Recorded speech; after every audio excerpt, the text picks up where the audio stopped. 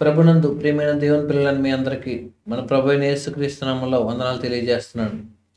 సహోదరులారా, క్రైస్తవ ప్రపంచంలో నేడు చాలా చోట్ల వివాదాస్పదంగా, అనుమానంగా, రకరకాల బోధల మధ్య నలుగుతున్న ఒక అంశమే విగ్రహాలకు అర్పించిన వాటిని పూజించడం. ఈ విషయానికి సంబంధించి మరి దేవుని వాక్యం ఏం తెలియజేస్తుందో, దేవుడు మనతో ఏమి స్పష్టంగా చెప్పాలనుకుంటున్నాడో అనే విషయాన్ని ఆలోచించడానికి ప్రయత్నం చేద్దాం. సహోదరులారా, అయితే ఒక విషయం, మనుషులు ముఖ్యంగా దేవుని పిల్లలమైన మనం ఏది చేస్తే దేవుని దృష్టికి పాపమో అది చేయకుండా ఉండడానికి, దాని నుంచి దూరంగా ఉండడానికి దేవుడు స్పష్టమైన ఆదేశాలు జారీ చేస్తాడు. మరి ఒకవేళ ఈ విషయంలో ఎవరికైనా సందేహాలు ఉంటే ఈ ఎపిసోడ్లన్నీ పూర్తిగా విన్న తర్వాత మీకు అన్నీ నివృత్తి అవుతాయని మరి ప్రభు నామాన్ని బట్టి చెప్పగలను. ఏదేమైనప్పటికీ కూడా ఈరోజు మనం విగ్రహాలు అర్పించిన వాటిని మరి తినటం అనే విషయంలో పరిచయాన్ని గురించి మనం మాట్లాడుకుందాం. కొన్ని ఎపిసోడ్లు కొనసాగుతుంది. దయచేసి మరి ఒక భాగాన్ని, కొన్ని వచనాలు మాత్రమే ఆలోచించకుండా పూర్తిగా మరి అన్ని భాగాలను కూడా విన్న తర్వాత ఒక అవగాహనకి, ఒక స్పష్టమైన అవగాహనకి రావాలని మనం చేస్తున్నాం. మరి మనం వాక్యంలోకి వెళ్ళగలిగితే, విగ్రహాలకు బలిగా అర్పించిన వాటిని తినట విషయం, దీని గురించి మనకు తెలియాలి అంటే బైబిల్లో ఈ విషయమే కాదు, ఏ విషయాన్ని గురించి అయినా మనకి తెలియాలి అంటే దాన్ని పూర్వపరాలు తెలియాల్సిన అవసరం ఉంది. మరి తినడం అనే విషయం దగ్గరికి వచ్చేసరికి, దేవుడు సృజించిన ఈ ఆహార పదార్థాల గురించిన దేవుడు నియమాలు ఏమన్నా ఆయన గ్రంథంలో రాయించాడా అనే విషయాన్ని మనం ఆలోచించడంతో ఈ టాపిక్ మొదలు పెడదాం. మనం విగ్రహములకు బలిగా అర్పించిన వాటిని తినట విషయం అనే విషయంలో స్పష్టత రావాలి అంటే అసలు తిండికి సంబంధించి, మనుషులమైన మనం తినడం గురించి దేవుడు మానవాళికి నియమించిన విధి విధానాలు ఏమైనా ఉన్నాయా, అవేంటి అనే విషయంలో వరుసగా మనం ప్రారంభం నుంచి మొదలు పెట్టగలిగితే మరి ఈ విషయంలో కూడా స్పష్టత రావడానికి అవకాశం ఉంది. కాబట్టి అసలు దేవుడు ఏం చెప్పాలనుకుంటున్నాడు అనే విషయాన్ని మనం ఆలోచిద్దాం. ఆహారానికి సంబంధించి ఒకసారి మనం చూడగలిగితే బైబిల్లో రాయబడిన ఆహార నియమాలు, వాస్తవానికి దేవుడు ఏదైనా తోటలో ఆదాము అవ్వలను నియమించిన తర్వాత, ఆదాము అవ్వలను సృజించిన తర్వాత వారు పచ్చని మొక్కలన్నీ, ఆకుకూరలన్నీ, ఫలాలన్నీ తినవచ్చని వాళ్ళకి ఆదేశించాడు. అయితే వాస్తవానికి మొదటి కాలములో, అంటే ఆదాము కాలములో దేవుడు వాళ్ళకి ఎటువంటి జంతు ఆహారాన్ని అనుమతించలేదు. అయితే ఇక్కడ దేవుడు తన పిల్లల్ని ఏర్పాటు చేసుకున్న తర్వాత అంటే జంతువుల్ని అర్పించడం, జంతువుల్ని వధించడం అనేది ఎప్పుడైతే మొదలైందో అప్పటి నుంచి కొన్ని ప్రత్యేకమైన నిషేధిత విధానాలని అమలు చేశాడు, ఆదేశించాడు. ఏంటా విషయాలనేది ఒకసారి మనం ఆలోచించగలిగితే బైబిల్లో రాయబడిన ఆహార నియమాలు, ఒకటి నిషేధిత ఆహారం, దేవుడు తినకూడదని నిషేధించిన ఆహారం ఉంది. అదేవిధంగా నిషేధిత విధానం, ఆహారం తినొచ్చు అయితే ఆ విధానంలో తినకూడదు. మూడోది నిషేధిత సందర్భం, మరి తినదగిన ఆహారం ఉంటుంది కానీ ఆ సందర్భంలో మనం తినకూడదు అది. 4 నిషేధిత వ్యక్తులు, మరి దేవుడు తినమని ఆజ్ఞాపించిన తినడానికి అనుమతించిన ఆహారాన్ని తినొచ్చు అయితే కొంతమంది వ్యక్తులతో కలిసి తినకూడదు. సో ఈ 4 సందర్భాల గురించి మనం ఆలోచిద్దాం. అంటే ఎందుకు ఈ విషయంలో మనం స్పష్టత రాగలిగితే విగ్రహాలకు బలిగా అర్పించిన వాటి విషయంలో కూడా ఒక అవగాహనకి రావడానికి మనకి అవకాశం ఉంటుంది. అందుకే ముందు ఇవి ఆలోచిస్తున్నాం. గుర్తుపెట్టుకోండి, బైబిల్లో ఆహారానికి సంబంధించిన నియమాలు, ముఖ్యంగా నిషేధిత ఆహారం, నిషేధిత విధానం, నిషేధిత సందర్భం, నిషేధిత వ్యక్తులు, ఈ సందర్భాల్లో దేవుడు రిస్ట్రిక్షన్స్, మరి ఆహార విషయంలో, మనం తీసుకునే ఆహార విషయంలో జాగ్రత్తలు, ఆయన ఆజ్ఞలు పాటించాలని ఆదేశించాడు. ఏంటి ఒక్కొక్కటిగా ఆలోచించగలిగితే, నిషేధిత ఆహారం ఏంటా? నిషేధిత ఆహారం అంటే చూడండి, మొట్టమొదటిగా కోషేరు నిషేధిత ఆహారం. యూదులకి లేవీకాండం 11వ అధ్యాయము 1 నుంచి, లేవీకాండం 11వ అధ్యాయం 1 నుంచి మరి 47 వచనాల్లో మనం చూడగలిగితే, లేవీకాండం 11వ అధ్యాయము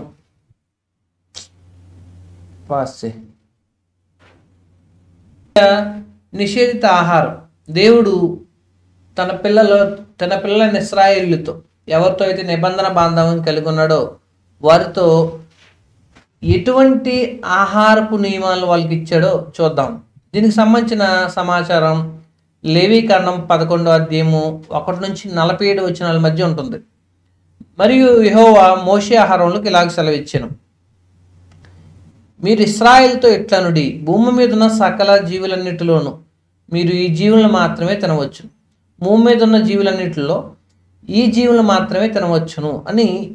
వీటినే తినవచ్చును అంటే కొన్ని తినకూడదని, ఈ వేటిని తినకూడదో నియమాలు. ఉదాహరణకి జంతువులు, ఏ జంతువులు తినాలి, మరి 2 డెక్కలు కలిగి నెమరు వేసే జంతువు అయి ఉండాలి అని, అటువంటి జంతువులకు సంబంధించిన ఆహార నియమాలను దేవుడు తెలియజేశాడు. అంటే ఇశ్రాయేలీలైన వారు, తన నిబంధన ప్రజలు ఎటువంటి ఆహారం తినాలి, ఆహారంలో ఎటువంటి జంతువులు తినాలి, ఆ జంతువులకు ఉండవలసిన లక్షణాలు ఏంటి, ఈ దేవుడు చాలా స్పష్టంగా తెలియజేశాడు. రెండో విషయం పక్షులు, మరి ఏ పక్షులు తినాలి, ఏ పక్షులు తినకూడదు. 3 జలచరాలు, ఏ జలచరాలను తినాలి, ఏ జలచరాలను తినకూడదు, పొలుసుతో ఉన్న వాటిని తినాలని మరి దేవుడు చాలా స్పష్టంగా తెలియజేయడం జరిగింది. పురుగులు అదేవిధంగా. సో ఇక్కడ మనకి ఒక విషయం అర్థమైంది, దేవుడు ఇశ్రాయేలీలైన వారితో మరి మోషే ద్వారా వారికి ధర్మశాస్త్రం ఇచ్చినప్పుడు వారు తినవలసిన ఆహారం, తినకూడని ఆహారం చాలా స్పష్టంగా తెలియజేయడం జరిగింది.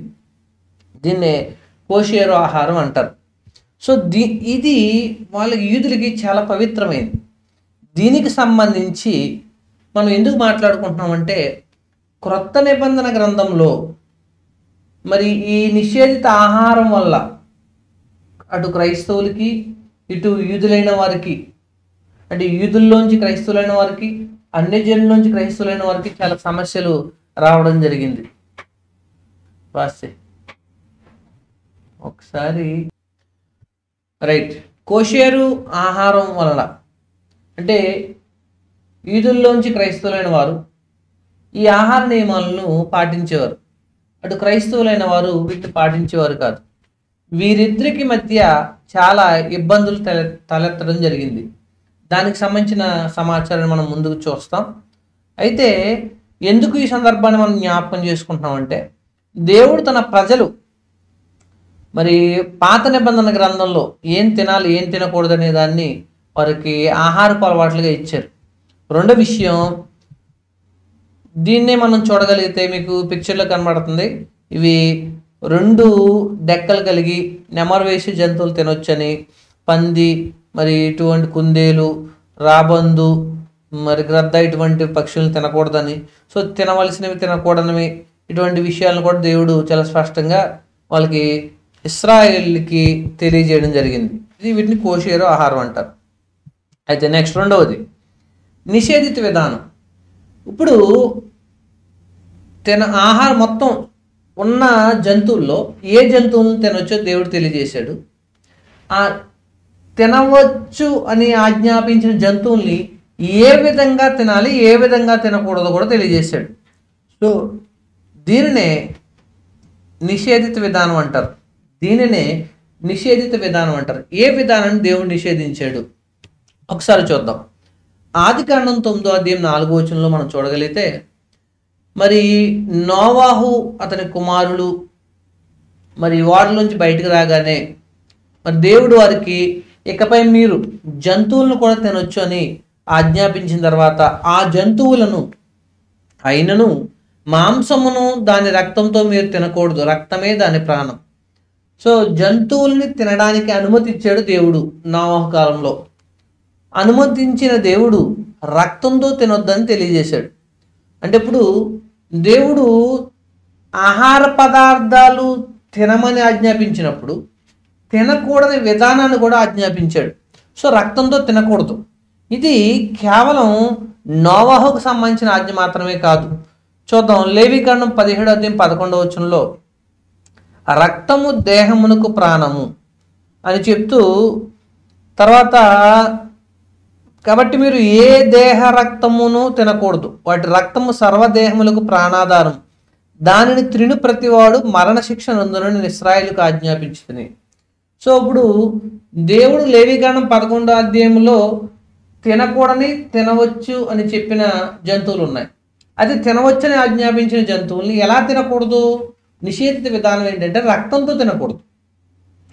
క్రొత్త నిబంధన గ్రంథంలోకి వచ్చేసరికి ఇదే విషయాన్ని అపోస్తుల కార్యగ్రంథం 15 మరి యెరూషలేము సభలో పౌలు బర్నబాలు మరి సున్నతికి సంబంధించి యూదుల బోధలు మరి అన్ని జనుల నుంచి వచ్చిన క్రైస్తవుల్ని కలవరపరిచిన సందర్భంలో అపోస్తుల దగ్గరికి వచ్చి మరి చర్చించిన సందర్భంలో అల్టిమేట్గా వారు అన్ని జనులతో ఎలా డీల్ చేయాలి, అన్ని జనుల పట్ల మనం ఎలా నడుచుకోవాలి, అన్ని జనులు ఎలా దేవుని పట్ల నడుచుకోవాలి అనే విషయాన్ని తెలియజేస్తూ అపోస్తుల కార్యం 15:8-29 సందర్భంలో చదివితే మనకు అర్థం అవుతుంది. అయితే ఇక్కడ 28-29 చూస్తే విగ్రహములు కల్పించిన వాటిని రక్తమును గొంతు పిసికి చంపినాన్ని జారత్వం విసర్జింపబలను.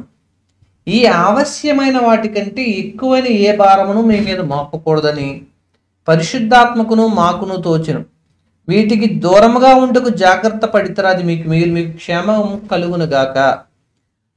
అపోస్తులైన వారు ఇంక్లూడింగ్ సంఘ పెద్దగా ఉన్న యాకోబు గారు వీళ్ళందరూ కూడా కలిసి నిశ్చయించింది ఏంటంటే పరిశుద్ధాత్మునితో కలిసి పరిశుద్ధాత్ముని యొక్క నడిపింపులో వారు తెలియజేసింది ఏంటంటే ఆవశ్యకమైన విషయాలు ఉన్నాయి. ఇక్కడ 4 విషయాలు ఉన్నాయి.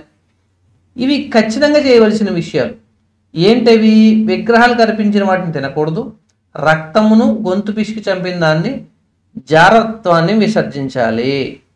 సో ఒక విషయం గుర్తుపెట్టుకోండి, ఒకవేళ ఎవరైనా సరే విగ్రహార్పితాలు తినడం లేకపోతే అది పెద్ద విషయం కాదు అని అనుకుంటే వాళ్ళు చెప్పే ఒక కారణం ఏంటంటే మేము అన్ని జనులను రక్షించడం కోసం తింటున్నామని. అయితే ఏ అన్యజనులైతే దేవుళ్ళలోకి వస్తున్నారో, కొత్తగా అప్పుడే దేవుళ్ళలోకి వచ్చారో, వాళ్ళు కూడా ఖచ్చితంగా చేయవలసిన పని ఏంటి అంటే ఇక్కడ విగ్రహాలకు అర్పించిన వాటిని తినకూడదు, రక్తాన్ని గొంతు పిసికి చంపిన దాన్ని జారత్వాన్ని విసర్జించాలి.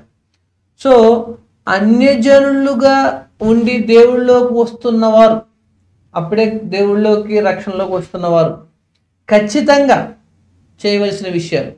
సో అన్ని జనులకి ఈ విషయంలో ఎటువంటి వెసులుబాటు లేదు, అటువంటి వెసులుబాటుని ఎవరు కల్పించకూడదు. అదేవిధంగా వాళ్ళను రక్షించాలన్న ఉద్దేశంతో మనము ఇటువంటి ప్రయత్నాలు ఏమీ చేయకూడదు. ఇక్కడ ఇది ఖచ్చితంగా ఉదాహరణకి నిషేధిత విధానంలో ఆహారం జంతువులకు సంబంధించి జంతు ఆహారం తీసుకునేటప్పుడు మనం రక్తంతో తినకూడదు, గొంతు పిసికి చంపిందని తినకూడదు. ఇది పితరుల కాలంలో నోవహు దగ్గర దేవుడు ఆజ్ఞాపించాడు, ధర్మశాస్త్ర కాలంలో మోషే ద్వారా ఆజ్ఞాపించాడు, మరి క్రొత్త నిబంధనలో కూడా ఆజ్ఞాపించాడు. ఇప్పటికీ కూడా మనం ఆహారాన్ని రక్తంతో తినకూడదు, గొంతు పిసికి చంపిన మరి జంతువుల్ని పక్షులను కూడా తినకూడదు. కాబట్టి గుర్తుపెట్టుకోండి, రక్తాన్ని ఒలికించి అది మాత్రమే తినాలి. ఇది ఆవశ్యకమైంది, దీంట్లో ఎటువంటి సందేహం లేదు. రైట్. ఎందుకంటే దేవుడు రక్తం దాని ఆ జంతు యొక్క ప్రాణం దాన్ని ప్రత్యేకపరిచాడు. అదేవిధంగా దేవుడు ఈ విషయంలో ఏదైతే ఆజ్ఞాపించాడో మనం చేయవలసిన అవసరం ఉంది. రక్తంతో ఏ మాంసాన్ని తినకూడదు, గొంతు పిసికి చంపిన దాన్ని తినకూడదు, ఎటువంటి సందేహం లేదు. దేవుడు చాలా స్పష్టంగా అటు పితరుల కాలంలో ఇటు మోషే ధర్మశాస్త్ర కాలంలో యేసుక్రీస్తు ద్వారా ఇచ్చిన క్రొత్త నిబంధన సమయంలో కూడా దేవుడు ఈ విషయాన్ని స్పష్టంగా తెలియజేశారు. మొదటిది నిషేధిత ఆహారం, తినకూడని ఆహారం గురించి చెప్పాడు. తర్వాత నిషేధిత విధానం, ఆహారం తినవలసిన ఆహారంలో ఏ విధంగా తినకూడదో చెప్పారు ఆయన. మూడో విషయం, నిషేధిత వ్యక్తులు. సో క్రొత్త నిబంధనలో చాలా స్పష్టంగా రాయబడిన ఒక సందర్భం ఏంటంటే, చూద్దాం. 1 కొరింథీ 5:11 ఒక వ్యక్తి రక్షణ పొందిన తర్వాత, సంఘంలో చేర్చబడిన తర్వాత, అతను జారుడు గాని, సహోదరుడు అనబడిన వాడు, అంటే సహోదరుడు ఎవరు అనబడతారు అంటే దేవునిలోకి రక్షణలోకి నడిపింపబడినవాడు, అంటే అర్థమైన సంఘంలోకి వచ్చినవాడు. ఈ సహోదరుడు అనబడిన వాడు, సంఘంలో చేర్చబడిన వ్యక్తి జారుడు గాని, లోబి గాని, విగ్రహారాధకుడు గాని, తిట్టుబోతు గాని, త్రాగుబోతు గాని, దోచుకునివాడు గాని అయ్యున్న ఎడలా.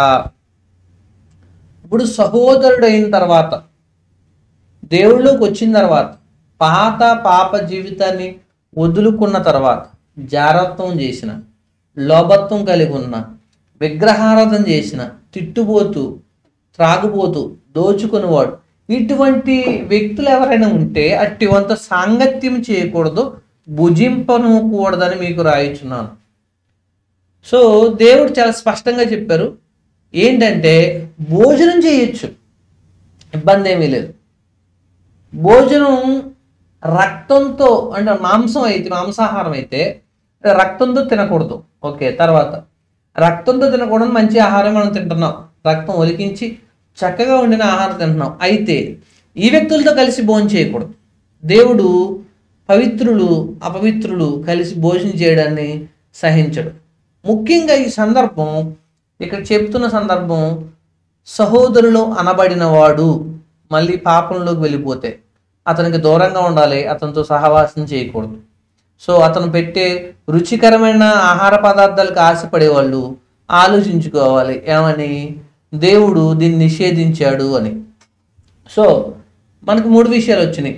ఆహార విషయంలో ఇశ్రాయేలుకి దేవుడు కోషేరు ఆహార నియమాలు వాళ్ళకి విధించాడు. తర్వాత రక్తానికి సంబంధించి ఆహారాన్ని నిషేధించిన విధానంలో రక్తానికి సంబంధించి రక్తంతో తినకూడదని తెలియజేశాడు. క్రొత్త నిబంధనలో చాలా స్పష్టంగా కొంతమంది వ్యక్తులతో కలిసి ఆహారం తినకూడదని తెలియజేశాడు. తర్వాత నిషేధిత సందర్భం, మొత్తం ఓవరాల్గా బైబిల్ అంతట్లో కూడా ఇది మనకు కనబడుతూ ఉంటుంది. ఏంటి సందర్భం? ఇప్పుడు మనం ఆహారం తినొచ్చు, అది కూడా జంతువులకు సంబంధించిన ఆహారం తినొచ్చు. అది కూడా దేవుడు ఒకవేళ ఇశ్రాయేలు అయితే నిషేధింపబడిన ఆహారం కాకుండా పవిత్ర జంతువుల్ని వధించుకుని తినొచ్చు. తర్వాత ఈ పవిత్ర జంతువులు వధించుకునే సమయంలో వాళ్ళు వధించబడినవి పవిత్ర జంతువులే, దేవుడు చెప్పినట్టుగానే, మరి రక్తంతో కాకుండా రక్తం ఒలిగించి తింటున్నారు. అయితే సందర్భం ఏంటంటే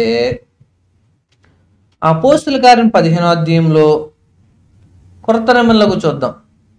అదేవిధంగా అపోస్తుల కార్యం 15వ అధ్యాయం 19వ వచనంలో, పాత నిబంధనలో కూడా దేవుడు విగ్రహారాధనని అనుమతించలేదు. విగ్రహారాధన చేసి విగ్రహ సంబంధమైన మరి వాటిని భుజించడానికి ఎట్టి పరిస్థితులు సహించలేదు. మరి వారు ఆ విధంగా చేసి ఇశ్రాయేలు మరి దేవుని ఉగ్రతకు పాత్రులై 24,000 మంది చనిపోయినట్టుగా మనం చరిత్రలో సంఖ్యాకాండంలో మనం చదువుతాం. అయితే క్రొత్త నిబంధనకు సంబంధించి మనం మాట్లాడుకుంటున్నాం. ఇక్కడ మెయిన్గా మనం ఈ ఆహారాన్ని ఏ సందర్భంలో తినకూడదు గుర్తుపెట్టుకోండి. అన్ని జనుల్లో నుండి దేవుని వైపు తిరుగుచున్న వారిని మనం కష్టపెట్టగా విగ్రహ సంబంధమైన అపవిత్రతను, జారత్వను, గొంతు పిసికి చంపి దాన్ని రక్తంను విసర్జించి పత్రిక రాసి పంపవాలని అభిప్రాయం. ఇందాక మనం చూసినట్టుగా ఇది ఆవశ్యకమైన విషయాలు. విగ్రహములకు అర్పించిన వాటిని పైన విగ్రహ సంబంధమైన అపవిత్రత అని చెప్తూ 19వ వచనంలో, ఇప్పుడు 28వ వచనంలో విగ్రహములకు అర్పించిన వాటిని అంటున్నాడు. అంటే అర్థం ఏంటి? ఇక్కడ దేవుడు చెప్పాలనుకున్న విషయం ఏంటంటే విగ్రహారాధన చేసి విగ్రహములకు అర్పించిన వాటిని తినడాన్ని దేవుడు ఎట్టి పరిస్థితుల్లో సహించడు. ఇది ఆవశ్యకమైనవి, వీటికి దూరంగా ఉండడం మేలు. సో ఇదే విధంగా ప్రకటన గ్రంథం 2వ అధ్యాయం 14వ వచనంలో చూస్తే, నేను నీ మీద కొన్ని తప్పిదాలు మోపవలసిన అదేదనగా విగ్రహములకు బలి ఇచ్చిన వాటిని తిన్నట్లు, జారత్వం చేయనట్లు ఇశ్రాయేలు గురిపెట్టుమని బాలాకునకు నేర్పిన బిలాము బోధను అనుసరించి వారు నీలో ఉన్నారు.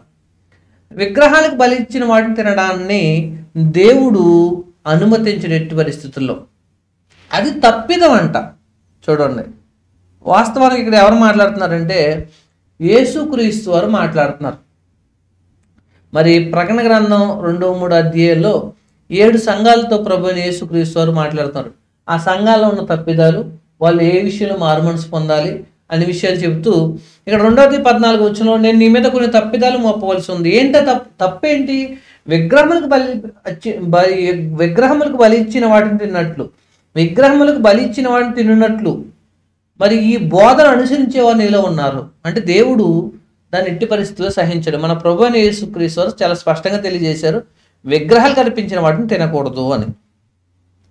ప్రకటన గ్రంథం 2 ఇంకో సంఘంతో మాట్లాడుతున్నాడు 2:20లో, ఆయనను నీ మీద తప్పు ఒకటి నేను మోపవలసింది. ఏంటా తప్పు? చూడండి, తప్పు ఏంటా తప్పు మోపుతున్నాడు అంటే చూడండి, ఆయన తన ప్రవక్తను చెప్పుకుంటున్న యెజబెలు స్త్రీని ఉండనిచ్చుచున్నావు, జారత్వము చేయుటకు, విగ్రహములకు బలి ఇచ్చిన వాటి తినుటకు, అది నా దాసులకు బోధించు వారిని మోసం చేస్తుంది. ఏంటి మోసం? విగ్రహములకు బలి ఇచ్చిన వాటిని తినటం. సో ఇక్కడ యెజబెలుకు సంబంధించిన యెజబెలు బోధన ఇండికేట్ చేస్తూ, ఆ పరిస్థితిని ఇండికేట్ చేస్తూ చెప్తున్నాడు.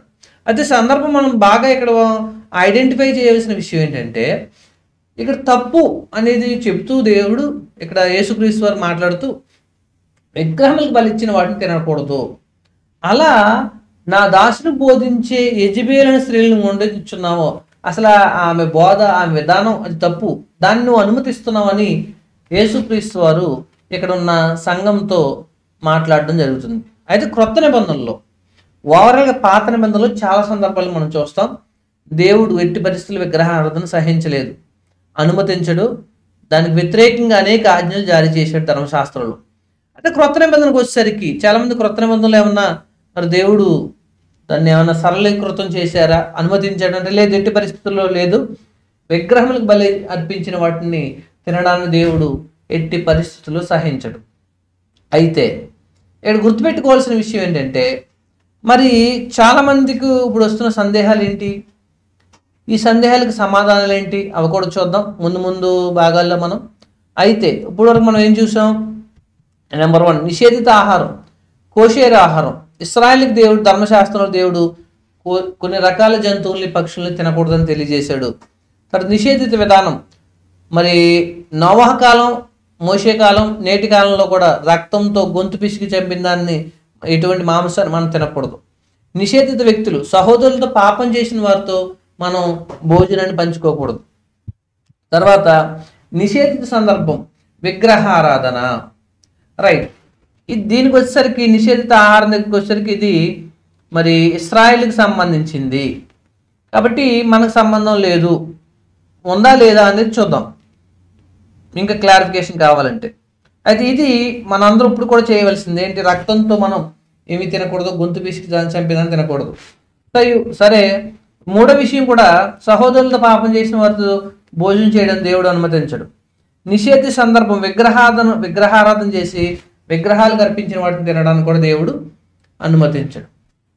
అయితే దీని గురించి మనం ఆలోచిద్దాం, నిషేధిత ఆహారం గురించి. ఏంటది? ఇశ్రాయేల్ తినకూడదు నిషేధిత ఆహారం క్రైస్తవులు తినవచ్చా? ఇది సందర్భం. అంటే మనకు చాలామందికి సందేహాలు ఉంటాయి కదా, దీని గురించి కూడా చూద్దాం.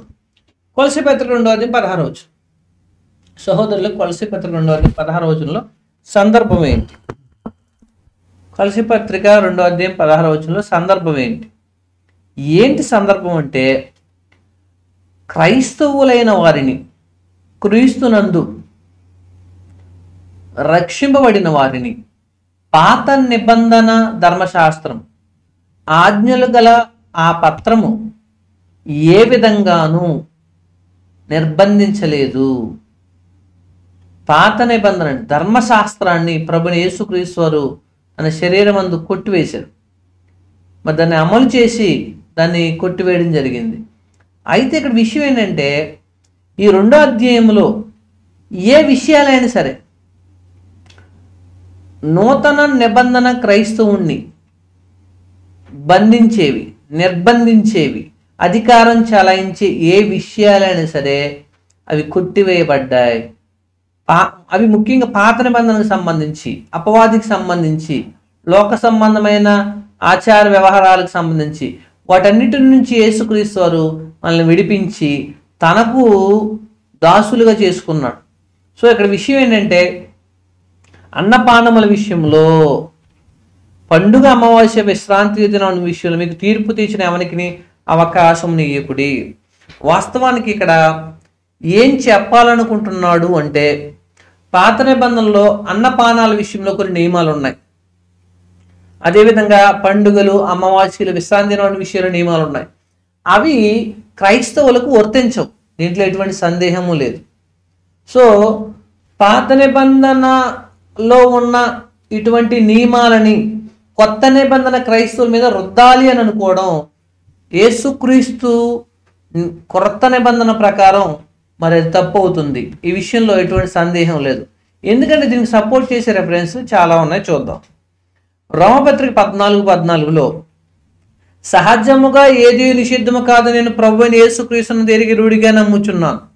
యేసుక్రీస్తునందు పాత నిబంధనలో దేవుడు ఇశ్రాయేలుకి నిబంధన ఇస్తూ తన నిబంధన ప్రజలు ఇటువంటి ఆహార పద్ధతులు, ఇటువంటి ఆహార నియమాలు పాటించాలని చెప్పిన ఆయన క్రొత్త నిబంధనలో ఆహారపు అలవాట్లకు సంబంధించి ఏదీ నిషిద్ధము కాదు. అంటే దేవుడు సృజించిన ప్రతి వస్తువుని తినొచ్చు, అంటే నిషేధిత ఆహారం లేదు. సో సహజంగా క్రీస్తునందు ఎరిగి నాకు తెలుసు రూఢిగా నమ్ముచున్నాను. అయితే అప్పటికే మొదటి శతాబ్దంలో యూదుల్లోంచి క్రైస్తవులైన వాళ్ళు ఉన్నారు, అన్ని జనుల్లోంచి క్రైస్తవులైన వారు ఉన్నారు. యూదుల్లోంచి క్రైస్తవులైన వారికి కోషేరు ఆహార నియమాలు ఉంటాయి కాబట్టి వాటి పట్ల నమ్మకంతో వాళ్ళు కొన్ని వస్తువులను తినకుండా, కొన్ని ఆహార పదార్థాలను తినకుండా ఉంటున్నారు. అన్ని జనుల నుంచి క్రైస్తవులైన వారు అన్ని ఆహార పదార్థాలు తింటున్నారు. వీళ్ళకి అభ్యంతరాలు తలెత్తుతున్నాయి. అటువంటి సందర్భంలో రాయబడింది రోమపత్రిక 14వ అధ్యాయం. సో ఇక్కడ అల్టిమేట్గా సారాంశం ఏంటంటే, నిషేధిత ఆహార పదార్థాలు తినకూడదు అనుకుని వీళ్ళు అనుకుంటున్నారు, తినొచ్చని వీళ్ళు అనుకుంటున్నారు. సో ఇక్కడ పౌలు గారు చెప్పిన కన్క్లూజన్ ఏంటంటే, సో నీ ఆహారపు అలవాట్ల వల్ల సహోదరుడు ఇబ్బంది పడితే సహోదరుడి గురించి ఆలోచించు, ఇది సారాంశం. సో కొత్త నిబంధన ప్రకారం మనం పలానా ఆహార పదార్థాలు, పలానా ఆహార జంతువులు తినకూడదు అని నిషేధం ఏమైనా ఉందా అంటే లేదు. ఇప్పుడు పాత నిబంధనలో పందిని తినకూడదు అన్నది ఉంది, క్రొత్త నిబంధనలో లేదు. దేవుడు మనకి ఏది నిషేధం కాదని అపోస్తుల కార్యం 10వ అధ్యాయంలో మరి పేతురు గారికి వచ్చిన దర్శనంలో చూస్తాం. అయితే ఇప్పుడు ఈ సందర్భాలు ఎందుకు ఆలోచిస్తున్నామంటే, చాలామంది ఈ ఆహారపు నియమాల్లో ఒకదానిని కలిపేసి దేవుడు విగ్రహారాధనకు సంబంధించిన విషయాలు ఏం చెప్పాడు, నిషేధిత ఆహారం గురించి ఏం చెప్పాడు, మరి సహజంగా తినే విషయాల గురించి ఏం చెప్పాడు అనే విషయాల సందర్భాల నుంచి బయటకు వచ్చేసి ఒకదానికొకటి లింక్ చేసేసి ఇదిగో దేవుడు తినొచ్చాడని మాట్లాడడం జరుగుతుంది. అది చాలా పొరపాటు. సో ఒక విషయం మీకు అర్థం కావడానికి, దేవుడు ఎక్కడ ఏ విషయాలు ఏ సందర్భంలో చెప్పాడో మనకు తెలియాలి. చూద్దాం. ఇప్పుడు నిషేధిత ఆహారం గురించి సమస్యల్లో అపోస్తుల కార్యం 10వ అధ్యాయంలో పేతురు గారికి కలిగిన దర్శనంలో మరి సమస్తమైన జంతువులు, పక్షులన్నీ అని పాత్రలో కనబడితే దేవుడు చంపుకుని తినమంటే అపవిత్రమైనది నేను ఎన్నడూ ముట్టలేదని పేతురు గారు సెలవిచ్చినప్పుడు దేవుడు పవిత్రముగా చేసిన వాటిని నిషేధముగా ఎంచవద్దని, అపవిత్రంగా ఎంచవద్దని మరి అతనికి స్వరం వినబడడం జరుగుతుంది. దాన్ని బట్టి దేవుడే స్వయంగా వాటిని పవిత్రంగా, ఇక నిషేధింపబడినవి లేవని అన్ని జనులకు సంబంధించి కూడా సాదృశ్యాన్ని ఇస్తూ చెప్పడం జరిగింది. అయితే రెండో సందర్భం రోమపత్రిక 14వ అధ్యాయంలో ఇంతకు ముందుగా మనం ఆలోచించినట్టుగా యూదుల్లోంచి క్రైస్తవులైన వారు, అన్ని జనుల నుంచి క్రైస్తవులైన వారి మధ్య ఉన్న ఆహారపు అలవాట్లలో ఒకరిని వల్ల ఒకరు ఇబ్బంది పడుతున్నారు, అభ్యంతర పడుతున్నారు. సో దానిని పరిష్కరించడానికే 14వ అధ్యాయం రాశారు. అపోస్తుల కార్యం 10వ అధ్యాయంలో చెప్పబడిన ఆహార పదార్థాలు ఏదీ నిషేధింపబడినవి కాదు అని చెప్పింది ఇశ్రాయేలుకు వలె నిషేధిత ఆహార నియమాలు లేవని చెప్పడానికి. రోమపత్రిక 14వ అధ్యాయంలో కూడా చెప్పబడింది కోషేర ఆహారం, ఒకప్పుడు ఇశ్రాయేలు ఇచ్చిన ఆహార నియమాల గురించి. ఇక్కడ విగ్రహారాధనకు సంబంధించిన విషయాలు కాదు. సో గుర్తుపెట్టుకోండి, విగ్రహారాధన చేసి వాడికి బలి అర్పించిన వాటి తినడం విషయాల గురించి ఇక్కడ చర్చించడం లేదు. అంటే రోమపత్రికలో 14వ అధ్యాయంలో ఒక వచనం తీసుకుని ఒక వ్యక్తి విగ్రహారాధన తినొచ్చు అని ఏమన్నా చెప్పగలగడానికి సాహసిస్తే అతను తప్పు చేసిన వాడు అవుతాడు. అక్కడ సందర్భం విగ్రహాలకు అర్పించిన వాటిని తినడం గురించి కాదు.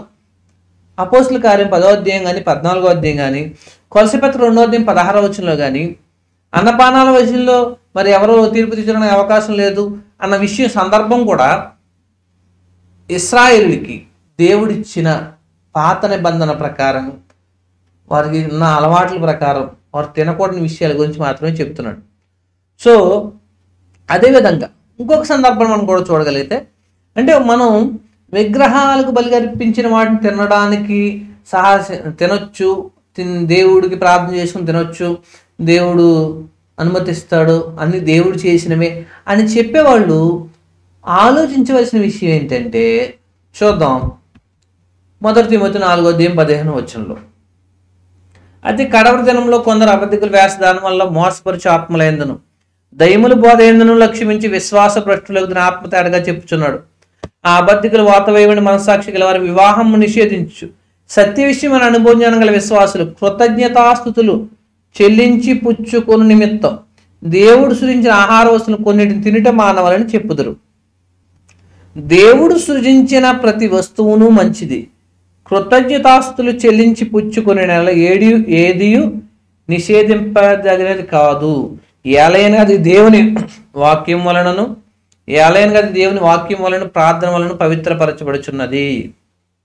రైట్ సహోదరులారా, మీరు బాగా ఆలోచించగలిగితే ఒకసారి చూడండి. ఈ సందర్భంలో కొంతమంది దీన్ని తీసుకుని దేవుడు సృజించిన ప్రతి వస్తువును మంచిది, కృతజ్ఞతాస్తులు చెల్లించి పుచ్చుకునే ఏది నిషేధింపదగినది కాదు. గుర్తుపెట్టుకోవాల్సిన విషయం ఏంటంటే, ఈ రెఫరెన్స్ని బేస్ చేసుకుని, ఈ వాక్యాన్ని ఆధారం చేసుకుని విగ్రహాల అర్పితలు విగ్రహాలు ఏమైనా సృజించాయా? అది కూడా దేవుడు సృజించాడు, అది మంచిదే, కృతజ్ఞతాస్తులు చెల్లించి పుచ్చుకుంటే అది పవిత్రమైపోద్ది అని అనడం తప్పు. ఎందుకు తప్పు అంటే, అసలు 1 తిమోతి పత్రిక సందర్భం ఏంటంటే, ఎఫెసు ప్రాంతంలో రకరకాల బోధలు క్రైస్తవ సంఘాన్ని కలవరపరుస్తున్న సందర్భంలో ఆ బోధలను ఖండించడానికి పౌలు గారు తిమోతిని అక్కడ నియమించడం జరిగింది. అయితే ఆ కాలంలో ఉన్న అక్కడ కొన్ని బోధల్లో కొన్ని వస్తువులు తినకూడదు, అంటే వెజిటేరియన్ నాన్ వెజిటేరియన్ ఇప్పుడు ఎలాగైతే ఉన్నారో అప్పుడు కూడా కొన్ని ఆహార వస్తువులు తినకూడదని, అదేవిధంగా వివాహం చేసుకోకుండా ఉండాలని, మరి పాపాన్ని జయించడానికి పరిశుద్ధంగా ఉండాలంటే ఇటువంటి పనులు చేయాలి అనే నియమాలు పాటించే ఇతర ఫిలాసఫీ జ్ఞానవంతులు, లోక సంబంధ జ్ఞానం కలిగిన వాళ్ళు, వివిధ నమ్మకాలు కలిగిన ప్రజలు ఉన్నారు. వీళ్ళ ప్రభావం సంఘం మీద ఉంది. సో ఆ సంఘం మీద ఆ ప్రభావం పడకుండా అటువంటి వాళ్ళు అబద్ధికులు మోసం చేస్తున్నారు. సహజంగా దేవుడు మరి దేనిని నిషేధించలేదు, ఏ ఆహార పదార్థం నిషేధించలేదు, తినొచ్చు, వివాహం చేసుకోవచ్చు, వివాహాన్ని దేవుడు నిషేధించలేదు. నిషేధించే వాళ్ళు అబద్ధికులని ఇక్కడ తెలియజేస్తున్నాడు. సో ఇక్కడ గుర్తుపెట్టుకోండి, దీన్ని బేస్ చేసుకుని విగ్రహాలు కల్పించిన వాటిని తినొచ్చు అనడం తప్పు. సో మనం అనొచ్చు, మరి దేవుడే కదా అన్నీ సృజించింది, ఆయనే కదా మరి అన్నీ ప్రార్థన చేసుకుని తింటే సరిపోద్ది కదా, పవిత్రమైపోద్ది కదా అనుకోకండి. సో ఇక్కడ విషయం ఏంటంటే, మనం అది చూసి అలాగే అనుకుంటాం. వాస్తవానికి మనుషులు ఒక్కసారి మృతి పొందాలి అనే మాట ఉంది. ఒక ఎగ్జాంపుల్ చెప్తాను మీకు, మనుషులు ఒక్కసారి మృతి పొందాలి అని అంటే ఒక్కసారి మృతి పొందాలి, అటు తర్వాత తీర్పు జరుగుతుంది. అలా అయితే లాజరు ఎన్నిసార్లు చనిపోయాడు ఒకసారి ఆలోచించాడు. ఏ లాజరు? మరియా మార్త సహోదరుడు లాజరు. ఒకసారి చనిపోవాలి కదా. అంటే ఇక్కడ విషయం ఏంటంటే, ఒక పాయింట్ని పట్టుకుని, ఒక వచనాన్ని పట్టుకుని మనం ఆలోచిస్తే ఎగ్జామ్షన్స్, దానికి సంబంధం లేని విషయాలు ఏంటి? ఇక్కడ దేవుడు సృజించే ప్రతి వస్తువు మంచిది, కృతజ్ఞతాస్తులు చెల్లించి పుచ్చుకుంటే సరిపోతుంది అన్నదాన్ని విగ్రహార్పితాలకు కలపడం తప్పు. అక్కడ ఆ వచనాన్ని అప్లై చేయడం తప్పు. ఎందుకు అంటే, వాస్తవానికి దేవుడు విగ్రహాలకు అర్పించిన వాటిని నిషేధించాడు. సో ఇక్కడ వీళ్ళు నిషేధించినవి విగ్రహార్పితాల గురించి మాట్లాడలా. అసలు ఈ వచనం రాయడానికి సందర్భం కూడా విగ్రహాల అర్పితాల గురించి కాదు. సహజంగా ఉన్న ఆహార పదార్థాలు కొన్ని తినొచ్చు, కొన్ని తినకూడదు అని మాట్లాడుతున్నారు. అయితే అన్ని తినొచ్చు, దేవుడే చేసాడని చెప్తున్నాడు. సో ఈ సందర్భాన్ని విగ్రహానికి సంబంధించిన ఆహార పదార్థాలను కలపడం చాలా తప్పు. ఓకే, వెళ్ళే కొద్ది మనకు అర్థం అవుతుంది. రైట్. సో ఇప్పుడు వరకు మనం ఏం చూసామో మరి ఇప్పటి వరకు మనం చూసిన దాన్ని ఒకసారి జ్ఞాపకం చేసుకుని ముగించుకుందాం. మిగతా విషయాలు వచ్చే భాగంలో చూద్దాం. నిషేధిత ఆహారం, కోశేర ఆహారం, నిషేధ విధానం, రక్తంతో ఆహారాన్ని గొంతు పిసికి చంపిందాన్ని తినడం, నిషేధిత వ్యక్తులు సహోదరులు పాపం చేసిన వారితో భోజనం చేయకూడదు, నిషేధిత సందర్భం విగ్రహారాధన, విగ్రహాలకు అర్పించిన వాటిని తినడం. సో దేవుడు ఈ విషయాలు చాలా స్పష్టంగా తెలియజేశాడు. అయితే ఇప్పుడు మనకి ఇది అప్లై అవ్వదు. మనం చూసాం, మనం ఏ ఆహార పదార్థాన్ని తినొచ్చు, ఏ ఆహార పదార్థాన్ని తినొచ్చు, ఎప్పుడు దాన్ని రక్తంతో గొంతు పిసికి చంపిన దాన్ని కాకుండా ఉన్నప్పుడు, ఎప్పుడు అది సహోదరులతో పాపం చేసిన వారితో కాకుండా పవిత్రులతో కలిసి భోజనం చేసినప్పుడు, ఎప్పుడు అది కూడా వాళ్ళతో భోజనం చేస్తున్నాం అది విగ్రహాలకు అర్పించిన వాటిని అయితే అప్పుడు కూడా తినకూడదు. సో గుర్తుపెట్టుకోండి, దేవుడు చాలా స్పష్టంగా తెలియజేశాడు. క్రొత్త నిబంధనలు ఏంటి, పాత నిబంధనలు ఏంటి, విగ్రహార్పితాలు తినకూడదు. సో ఎందుకు ఏంటి మరి 1 కొరింథీ 8, 9, 10 అధ్యాయాలు ఏముంది, ప్రతి వచనాన్ని ప్రతి అధ్యాయాన్ని కూలంకషంగా నేర్చుకోవడానికి ప్రయత్నం చేద్దాం. ప్రభు చిత్తం అయితే మళ్ళీ కలుద్దాం. ప్రభువైన యేసుక్రీస్తు నామమున మీ అందరికీ వందనాలు.